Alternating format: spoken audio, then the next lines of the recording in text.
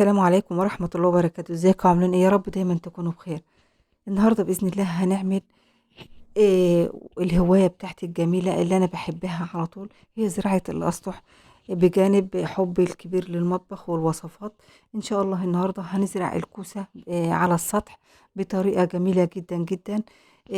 يعني هتعجبكم وهتعرفوا إنها سهلة جدا، وبشوية بذور ممكن تعملي على السطح شوية شتلات جميلة جدا جدا وتبقى فيها حصاد وجميلة جدا معاكي. هنسمي الله ونبدأ. احنا جهزنا اللي هي البرانيك بتاع الفاكهة زي ما حضراتكم شايفين كده، وغلفتها بالاسترتش او المشمع او اي يعني مشمع عندك كده، غلفها كويس عشان المية والتربة ما تنزلش منها.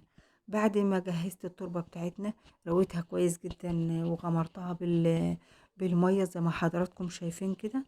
بسم الله ما شاء الله ولا قوة الا بالله. دلوقتي انا معايا البذور بتاعتي، انا شارياها جاهزة، مش ما كانتش موجودة عندي. يعني في ناس بتبقى موجودة عندها، يعني بتبقى يعني عندها في الغيط وبتسيب الشجرة بتاعت الكوسة تكبر كده لحد ما يبقى فيها البذور ديت، وتجففها وتزرعها تاني سنة. انا البذور ديت شارياها.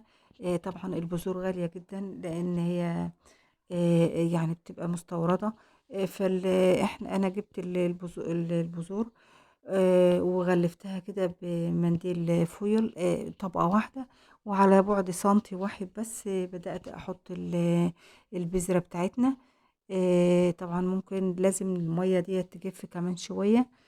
هحط البذرة بتاعتنا كده واغطي عليها. تمام، سهلة خالص وبسيطة. بسم الله ما شاء الله ولا قوة الا بالله. بعد 7 ايام او 8 ايام بالكتير خالص تلاقي النبتة بتاعتك نبتت كده وجميلة جدا ان شاء الله. شايفين ما شاء الله ولا قوة الا بالله. طبعا فيه لسه زي ما حضراتكم شايفين اهو بينبت. ده بيبقى يعني تبقى في التربة غطسانة شوية. فده بيبقى ايه يعني بعد قريب شوية من التربة فبتنبت على طول. شايفين ما شاء الله ولا حول ولا قوة إلا بالله. ده بعد 15 يوم. شايفين ما شاء الله. زي ما حضراتكم ملاحظين إن ال الكوسة بتاعتنا بدأت زي حاجة بسيطة خالص كده، يعني هتظهر بس لسه قدامها شوية. يعني كده حوالي 10 أيام كده ولا حاجة. دي بوادر يعني.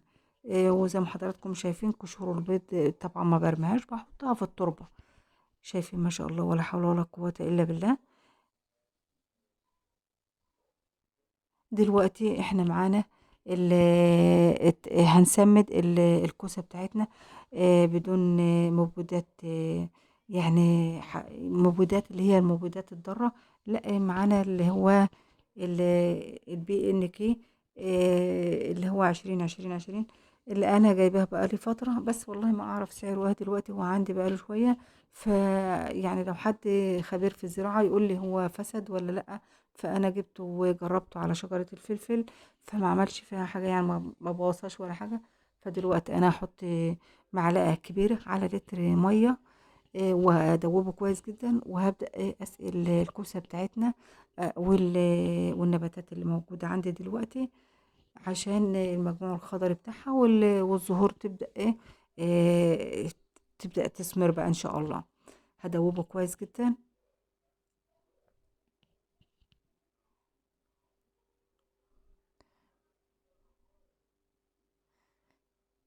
شايفين ما شاء الله. هبدأ دلوقتي أسقي الزرع بتاعي. أول حاجة هسقي شايفين ما شاء الله. ده الفلفل بتاعي مثمر اهوت. شايفين ما شاء الله لا قوة إلا بالله. وده شجرة عنب هحط لها برضو. أنا بحط لكل يعني زرع حوالي كوباية أو كوبايتين كده، وبعدين أروي على طول. يعني بعدها اروي على طول ميه. تمام.